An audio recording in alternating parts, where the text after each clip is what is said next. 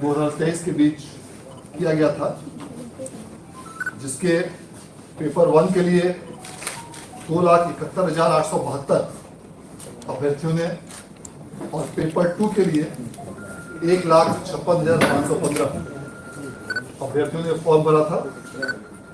और इस प्रकार कुल मिलाकर 4,28,387 परीक्षार्थियों ने इस परीक्षा में आवेदन के लिए इस परीक्षा को आवेदन किया था। इनमें कुल 3,76,877 अभ्यर्थी इस परीक्षा में सम्मिलित हुए और इनमें से कुल 3,07,26 अभ्यर्थी उत्तीर्ण हुए हैं। और इस प्रकार कुल अभ्यर्थियों की संख्या के अनुसार उत्तीर्ण अभ्यर्थियों का प्रतिशत 79.79% है, अर्थात 79.79% अभ्यर्थियों ने इस STET की परीक्षा में उत्तीर्णता हासिल की है। इस दोनों पेपर में मिलाकर कुल 45 विषयों की परीक्षा आयोजित की गई थी, जिसमें पेपर 1 में 16 विषय और पेपर 2 में 29 विषयों की परीक्षा आयोजित की गई थी।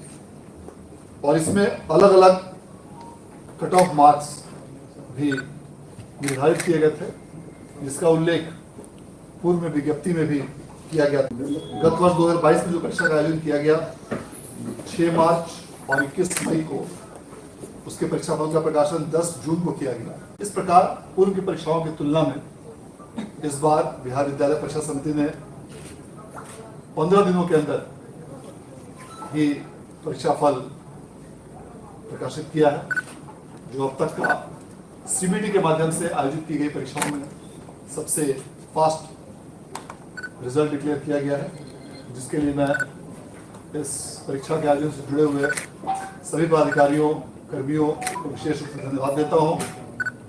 इस परीक्षा के आयोजन में विभिन्न जिलों के जिला पदाधिकारियों, पुलिस अधीक्षकों के साथ साथ अन्य भी सभी कंप्यूटर बेस्ड परीक्षा के माध्यम से सभी प्रकार के जो भी पदाधिकारी और कर्मी इस व्यवस्था से जुड़े हुए हैं, उन सबों को मैं विशेष रूप से धन्यवाद और बधाई देना चाहता हूँ।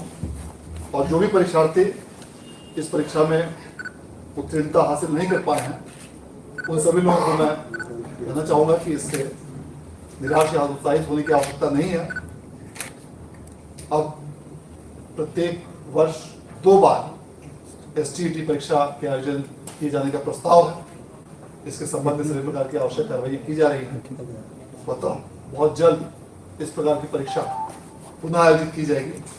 तो जो भी अभ्यर्थी किसी कारणवश या तो इस परीक्षा में सफल नहीं हो पाए हों या किसी कारणवश इस परीक्षा में अपीयर नहीं हो पाए हों, वैसे सभी अभ्यर्थी और परीक्षार्थी पुनः तैयारी करें और बहुत जल्द जब अगली परीक्षा का आयोजन किया जाएगा उसमें पूरी तरह मेहनत और लगन के साथ परीक्षा में बैठें, तो निश्चित रूप से सफलता आपकी कदम चलेगी। बहुत धन्यवाद।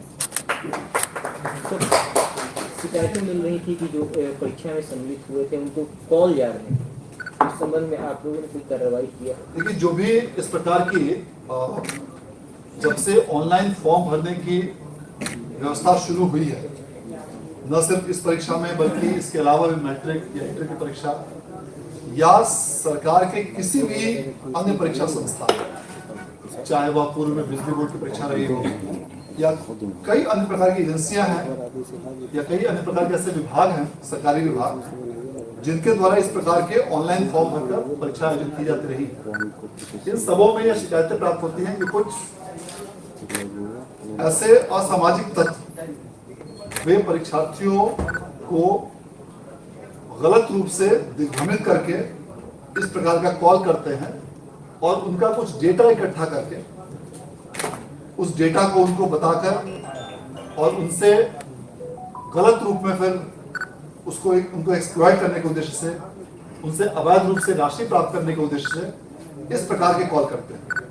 तो मैं ऐसे सभी परीक्षार्थियों को, अभ्यर्थियों को जो इस प्रकार की परीक्षाओं में आयोजित होते हैं जो सम्मिलित होते हैं और जो भविष्य में भी ऐसी किसी भी परीक्षा में सम्मिलित होंगे, उन सबों को यह आगाह भी करना चाहूंगा कि इस प्रकार के साइबर फ्रॉड्स के मामले हाल के समय में काफी बढ़ गए। ऐसे बहुत सारे न सिर्फ इस राज्य में बल्कि पूरे देश के कई अलग अलग हिस्सों में ऐसे साइबर क्रिमिनल्स और ऐसे गैंग सक्रिय पाए गए हैं जो इस प्रकार से अभ्यर्थियों को धोखा देने का प्रयास करते हैं। यदि किन्हीं को भी इस प्रकार की कोई शिकायत यदि प्राप्त होती है या कोई ऐसा कॉल अगर आता है या कोई व्यक्ति अपने आप को समिति का या किसी भी अन्य जगह का स्टाफ या कर्मी बुलाकर ऐसा कॉल करता है, तो अविलंब अपने नजदीक के थाना में आप प्राथमिकी दर्ज करें, FIR दर्ज करें और FIR दर्ज करने के बाद उसकी सूचना भी बिहार विद्यालय परीक्षा समिति को दें ताकि ऐसे तत्वों के खिलाफ में कड़ी कार्रवाई की जा सके। ऐसे तत्वों से सावधान रहने की आवश्यकता है।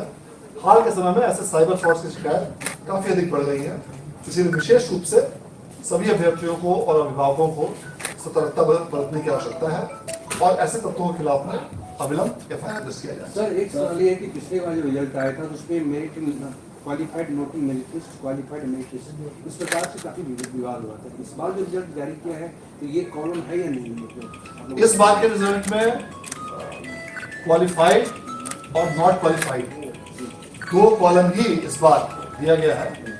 मेरिट लिस्ट की मेधा सूची के क्रमांक का कोटिवार प्रावधान इस बार के रिजल्ट में नहीं किया गया है और यह राज्य सरकार के निर्णय के अनुसार इस प्रकार से रिजल्ट तैयार किया गया है।